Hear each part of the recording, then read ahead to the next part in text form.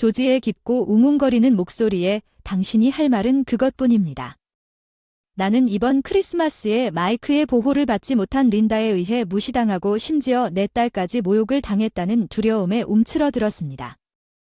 눈물이 날 지경이었어. 내 이름은 에밀리아. 중학교 졸업하자마자 일을 시작해서 19살에 엽총 결혼식을 했어. 우리 부모님은 비정규직이라 할 수 있는 고용 상태에 불안정한 수입이 생겨서 바로 일을 시작했어. 중학교 졸업 후 나는 독립하고 싶었고 나만의 휴대폰을 갖고 싶었습니다. 남편 마이크는 나보다 4살 위입니다. 직장에서 만났습니다. 마이크의 화려한 외모와 호화로운 생활 방식에 매료되었습니다. 우리는 데이트를 시작했고 결국 총을 갖게 되었습니다. 결혼식 당시 저는 19살이었습니다. 마이크는 23살이었습니다. 저는 고작 19살이었기 때문에 두 가족 모두 당연히 충격을 받았습니다. 특히 분노한 마이크의 할아버지 조지는 19살 임신을 했다고 소리쳤고 조지가 마이크를 때렸다고 합니다. 조지 엄격하고 위협적이어서 가족 모두가 두려워했을지도 모릅니다. 아마도 그의 고집이 제대로 된 화해를 요구했기 때문에 모든 비용을 시댁에서 부담하면서 성대한 결혼식을 올릴 수 있었을 것입니다. 당시 저는 공주처럼 큰 대접을 받았습니다. 보살핌과 중요성 그리고 그것은 시어머니 린더가 나에게 베푼 친절의 정점이었습니다. 결혼한 지 10년이 된 지금 린더는 나를 경멸합니다. 내 시어머니는 여전히 CEO 대행인 조어지가 설립한 가족 사업을 운영하고 있습니다. 만 역경을 딛고 회사를 크게 확장한 CEO 린더는 임원으로 행정 업무를 총괄하고 있으며 마이는 현재 다른 회사에서 근무하고 있으며 장래에 조어지로부터 물려받을 것으로 예상되는 회사의 직원 수는 70명이며 그 회사는 잘 운영되고 있는 것 같습니다. 시댁의 생활 방식은 내가 아는 삶과 전혀 다릅니다. 생활 수준은 내가 경험한 것과 전혀 다릅니다. 매일 식사 후 휴일 모든 면에서 딸을 위해 유치원을 선택합니다. 나와의 차이 그리고 내 시댁 사람들이 나에게 눈에 띄게 드러났습니다. 나는 평범한 삶을 살고 있었지만 린더에게는 내가 가난에 찌든 것처럼 보였을 것입니다. 린더는 나를 볼 때마다 항상 눈살을 찌푸렸습니다. 그것은 단지 미묘한 표정이었지만 이제는 노골적으로 나를 천박하다고 경멸합니다. 공주에서 하인으로의 하급 여성은 강등되었습니다. 마이크는 처음 몇 년 동안 그랬던 평화를 유지하기 위해 우리 사이를 중재하려고 시도했지만 어느 시점에서 마이크는 린더의 편에 서기 시작했습니다. 린더의 용돈 린더는 본질적으로 마이크의 용돈보다 우리 가게 예산에서 적절하게 할당되었습니다. $400, 한 달에 $400 적지 않은 금액이라고 생각하지 않지만 마이크는 린더의 편을 선택했습니다. 그녀가 그에게 얼마를 지불하는지 궁금합니다. 또 다른 우울한 휴가 시즌이 다가왔습니다.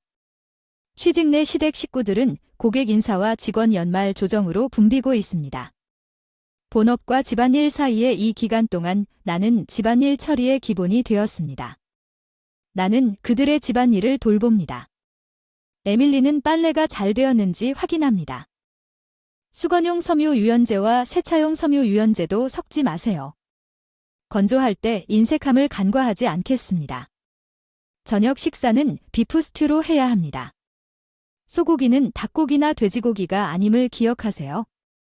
우리는 당신의 빈곤한 팔레트와 맛이 다름으로 떠나지 마세요. 싱크대에 물방울도 있는지 인사장을 다시 확인하세요. 주소 오류가 있는지 알겠습니다. 이해해요. 제가 가정부인 것 같아요. 월급이 있으면 의욕이 있을 텐데 감사하다는 말 한마디도 없고 동기를 찾기가 어렵습니다. 하지만 린다는 집안일을 하기에는 너무 바빠서 항상 내 게으른 것에 대해 비판할 시간이 있다고 합니다. 게으름뱅이는 귀가 먹먹해진다는 뜻이죠.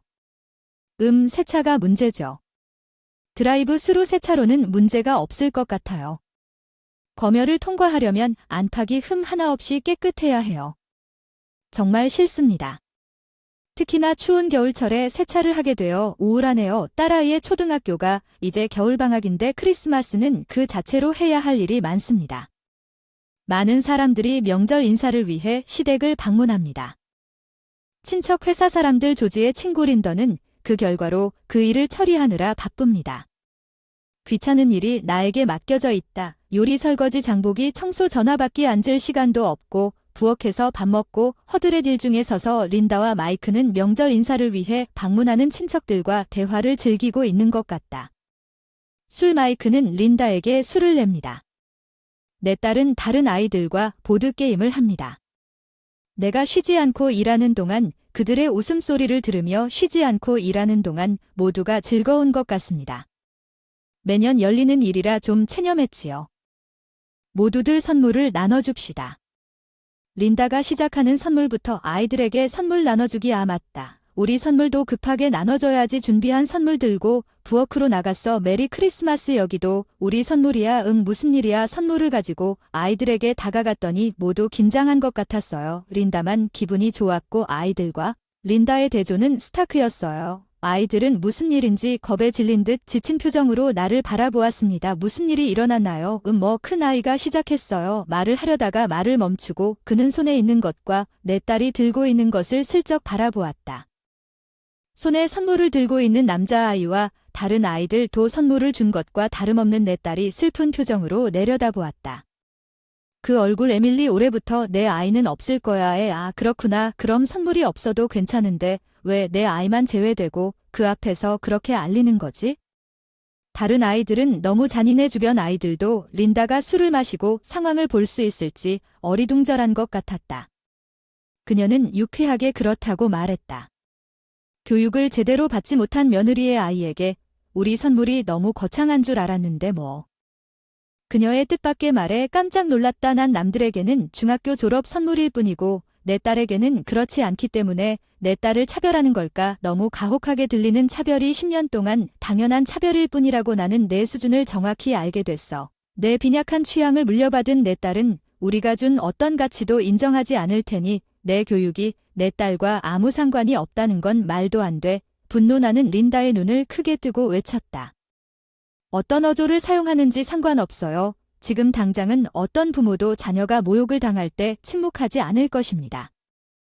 집안일만 하면 괜한 일이지. 나는 회사에서 행정 업무를 담당하는 간부야. 나는 당신보다 훨씬 우월한데 우리 딸과 아무 관련도 없는 당신이 딸에게 심한 말을 해서 사과했어요. 마이크, 나한테 뭐라고 말해요. 진심으로 이렇게 누워있나요? 내 부모님과 아내가 말다툼을 하고 있을 때 머리는 너를 응원하는 것밖에 생각이 나지 않았어. 바보야. 그래. 마이크가 껍질을 벗긴 오렌지를 입에 씹으면서 던진 선물에 대해 그는 우리가 항상 가지고 있는 돈을 그녀에게 주는 것이 어떨지 제안했다. 그 사람 빚은 결국 너 혼자 여기에서 용돈 받고 보살핌 받는 거잖아. 우리 딸이 괴로워하는 거 안 보여? 그 애가 바로 내 눈앞에 있어? 이건 선물이 있냐 없냐의 문제가 아니야. 문제는 린다가 우리 딸에게 상처를 주고 있다는 거야. 정말 좋은 생각이야. 내 아들이야. 어서 부모님에게 존경심을 보여라. 비록 결혼으로 인한 것이라 할지라도 당신이 들고 있는 그 보잘것없는 선물을 은혜롭게 받아들일 수 있겠느냐? 린다는 거만하게 웃었다. 최악의 상황은 이 가족이 항상 나를 나쁘게 대했지만 이것은 새로운 최저점입니다. 그들이 술을 마셨기 때문에 그것은 변명의 여지가 없습니다. 당신은 비인간적입니다. 내가 마이크에게 소리쳤습니다. 조지의 웅웅거리는 목소리에 움찔했다고 해보자. 조지는 지금까지 눈을 감은 채 소파에 깊이 앉아 침묵을 지켰다. 그는 엄청난 존재감을 발산했지만 이번 크리스마스에는 엄청난 존재감을 발산했다. 마이크의 보호를 받지 못한 린다와 아직 무시당했던 내 딸. 또 무슨 일이 일어날 것 같았는데 울고 싶었지만 물러설 수 없었어. 아니, 할 말이 더 남아. 너 그래 고등학교도 안 나왔고 그래 정규교육도 못 받았지만 할 수 있다고 말하면서 열심히 일했어. 집안일은 편견이고 내 능력과 교육은 내 딸과 아무 관련이 없습니다. 내가 조지에게 말을 걸었을 때 내 딸의 얼굴에는 마치 그녀가 정신이 나간 우리의 무서운 조지 린다에게 맞서야 한다고 말하는 것처럼 비통한 표정이 보였습니다. 의기양양하게 웃으며 내가 조지에게 옷을 갈아입는 상상을 하는 것 알겠습니다. 이해합니다. 에밀리. 조지가 천천히 일어나서 주먹을 꽉 쥐며 말했습니다. 나는 마음의 준비를 하고 눈을 감고 고개를 숙였습니다. 아야 외침은 마이크. 조지가 가져온 것이었습니다. 마익의 머리에 주먹을 내리쳤어요. 마익은 갑작스런 고통에 깜짝 놀라더요. 그래서 린더 조어지는 화를 내는 것 같았어요. 이 바보야, 당신 아내와 딸이 모욕당하는 동안 아무것도 하지 않고 거기 앉아있는 게 무슨 뜻이에요? 당신이 그렇게 말한다면 에밀리가 고등학교에 가지 않았다는 건 사실 나도 알아요. 하지만 당신은 여전히 마이크가 조지의 화난 목소리에 깜짝 놀랐다는 사실로 사람들을 비웃고 있습니다. 마이크는 알고 있었지만 잊어버렸거나 생각하지 못한 것 같았습니다. 조지의 과거는 중요했다. 조지는 린다로 변했다. 나는 중학교를 졸업하고 바로 직장에 갔다가 내 논리에 따라 내 사업을 시작하기 위해 저축을 했다. 조지는 호의를 베풀고 에셀에 다양한 복수를 하는 것으로 알려져 있었습니다. 불굴의 정신으로 그가 회사를 성장시켰습니다. 이제 조지는 모욕감을 느꼈습니다. 린다는 당황하기 시작했고 변명하기 시작했습니다. 당신과 에밀리는 다릅니다. 당신을 나쁘게 말한 것이 아닙니다. 단지 린다가 다시 언급한 것처럼 에밀리가 조지의 얼굴이 더욱 위협적으로 변했다는 것입니다. 제가 직면한 어려움을 당신이 모른다고 말하지 마십시오. 그로 인해 고객과 경쟁업체 모두가 우리를 무시하게 되었습니다. 그리고 우리는 그 때문에 큰 고통을 겪었습니다. 알아요.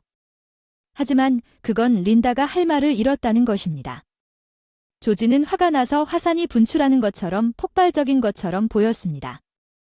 그가 분노를 표출하는 모습은 무서웠기 때문에 린다는 나 같은 패배자의 딸이었습니다. 입맛도 빈약한 게 틀림없어요.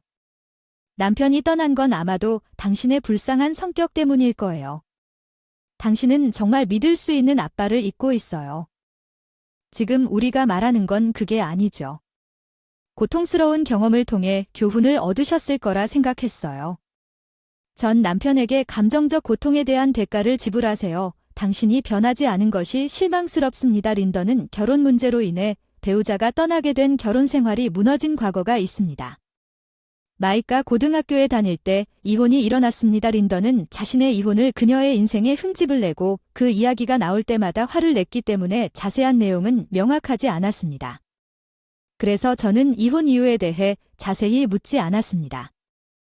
내 엄마는 아니지요. 그래, 그럼 그 사람에게 가장 빚진 돈은 내가 줘야지. 뭐가 문제야. 그게 무슨 일이었는지 너도 방금 조지의 날카로운 시선 아래 공허한 말에 불과했다고 말했잖아. 마이크가 급히 뒷주머니에서 지갑을 꺼냈다. 린다의 용돈으로 구입한 멋진 고급 브랜드 지갑. 서둘러 마이크는 테이블 위에 놓여진 잔치 위에 지갑을 떨어뜨렸다. 지갑이 흠뻑 젖었다. 마이크는 거기에서 젖은 지폐를 꺼내 린다에게 건네주었다. 축축한 지폐를 손가락 사이에 집어넣어 받아. 이제 당신 차례야. 조지의 시선이 린다에게 고정됨. 그는 마치 먹잇감을 노리는 호크처럼 보였어요. 당신도 내 보살핌을 받고 있었죠. 당신은 줄 것이 있을 거예요.